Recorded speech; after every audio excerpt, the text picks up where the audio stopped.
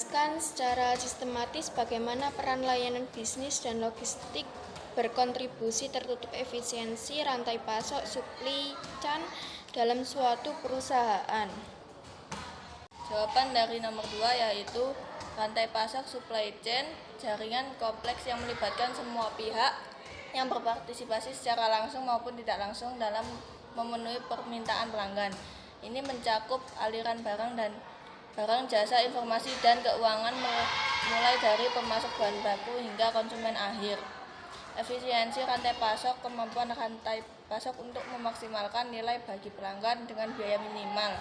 Ini melibatkan optimalisasi berbagai aspek seperti biaya operasional, waktu siklus, tingkat persediaan, dan responsivitas terhadap permintaan.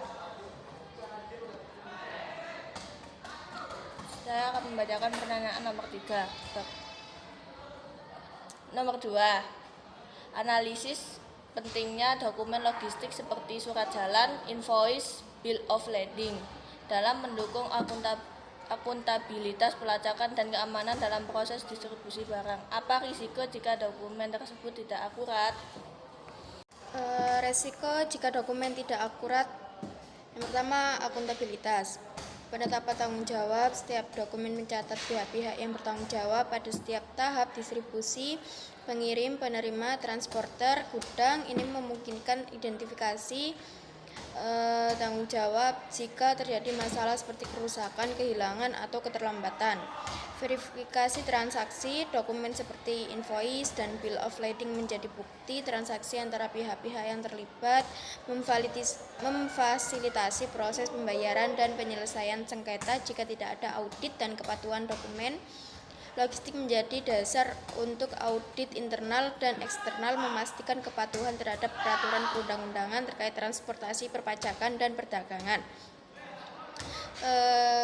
Nomor 3. Bagaimana strategi pengelolaan gudang, warehouse management dapat mempengaruhi waktu pengiriman dan kepuasan pelanggan? Berikan contoh nyata yang kamu bayangkan terjadi di dunia kerja. Jawaban dari nomor 3 yaitu strategi pengelolaan gudang, warehouse management memiliki pengaruh yang sangat signifikan terhadap waktu pengiriman dan kepuasan pelanggan. Gudang yang dikelola dengan baik menjadi pusat efisiensi dalam rantai pasok, memastikan produk yang tepat tersedia di tempat yang tepat dan waktu yang tepat untuk memenuhi permintaan pelanggan. Sebaliknya, pengelolaan gudang yang buruk dapat menyebabkan penundaan, kesalahan pengiriman, dan akhirnya ketidakpuasan pelanggan. Saya akan membacakan pertanyaan nomor 4. Evaluasi berbagai moda transportasi logistik darat, laut, udara, aspek biaya, kecepatan, jenis barang, dan jangkauan distribusi. Kapan sebuah perusahaan harus memilih satu moda dibandingkan yang lain? Transportasi darat, contohnya truk atau kereta. Biaya transportasi darat umumnya berada di tingkat menengah. Truk memiliki biaya per kilometer yang lebih tinggi dibandingkan kereta api untuk jarak jauh dan volume besar. Namun truk menawarkan fleksibilitas dalam pengiriman door to door.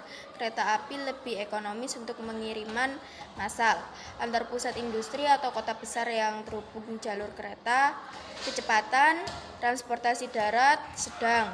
Truk lebih fleksibel dalam hal rute dan jadwal, tetapi dapat dipengaruhi oleh kemacetan lalu lintas. Kereta api memiliki kecepatan yang lebih stabil untuk jarak jauh, tapi terikat pada jadwal dan rute rel. Pertanyaan nomor 5. Jelaskan peran koordinasi antara fungsi distribusi dan delivery dalam menjamin barang sampai ke pelanggan tepat waktu dan dalam kondisi baik. Bagaimana kamu akan mengatasi kendala keterlambatan pengiriman? Saya akan menjawab pertanyaan nomor 5. Jelaskan peran koordinasi antara fungsi distribusi dan delivery dalam menjamin barang sampai ke pelanggan tepat waktu dalam kondisi baik. Bagaimana kamu akan mengatasi kendala keterlambatan pengiriman? Saya akan membacakan pertanyaan nomor 6. Ceritakan skenario simulasi logistik mulai dari pemesanan barang hingga pengantaran ke pelanggan, lengkap dengan alur dokumen, proses gudang, dan pilihan transportasi. Apa saja keputusan penting yang harus diambil dalam proses ini? Baik, di sini saya akan menjelaskan skenario. Skenario ini menggambarkan kompleksitas proses logistik bahkan untuk pengiriman lokal di Lumajang. Koordinasi yang baik antar fungsi penjualan gudang, logistik, dan pengelolaan dokumen yang akurat sangat penting untuk memastikan pesanan diproses dengan benar, barang dikirim tepat waktu dan dalam kondisi baik, serta pembayaran dapat diselesaikan dengan lancar. Setiap tahap melibatkan keputusan penting yang dapat mempengaruhi efisiensi biaya dan kepuasan pelanggan. Pemilihan moda transportasi yang tepat, perencanaan rute yang efisien, dan komunikasi yang efektif menjadi kunci keberhasilan dalam skenario ini. Nomor 7. Bagaimana penerapan teknologi informasi, misalnya sistem ERP, barcode scanner, GPS, tracking dapat meningkatkan efektivitas dalam layanan logistik dan pengiriman barang. Di sini saya akan membacakan jawaban nomor 7. Yang pertama, GPS tracking memungkinkan pelacakan lokasi kendaraan pengiriman secara real time. Informasi ini dapat diakses oleh perusahaan dan seringkali juga oleh pelanggan. Yang kedua, sistem ERP Enterprise Resource Planning mengintegrasikan seluruh proses bisnis termasuk logistik, pengadaan, produksi, dan keuangan ke dalam satu platform terpusat. Ini memberikan visibilitas end-to-end terhadap aliran barang, informasi, dan keuangan dalam rantai pasok secara real time.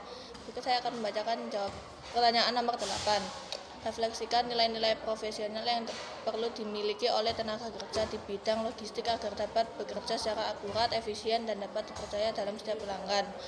Proses layanan.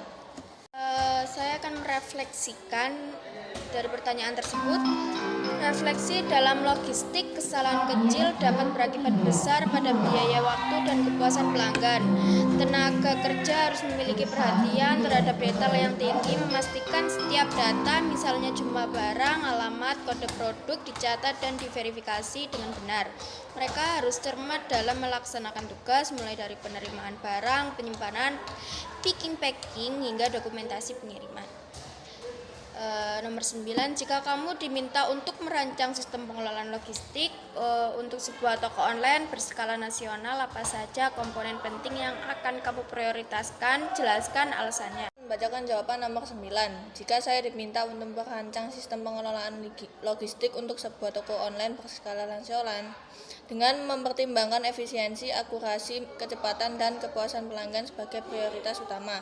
Alasan, integrasi real-time antara platform toko online, tempat pesanan masuk, dan WMS, tempat inventaris dikelola adalah fondasi efisiensi. Setiap pesanan baru akan otomatis mengurangi stok di gudang, dan perubahan stok di gudang misalnya karena retur atau penerimaan barang baru akan tercermin di platform toko online. Ini mencegah overselling atau kekurangan stok yang dapat mengecewakan pelanggan.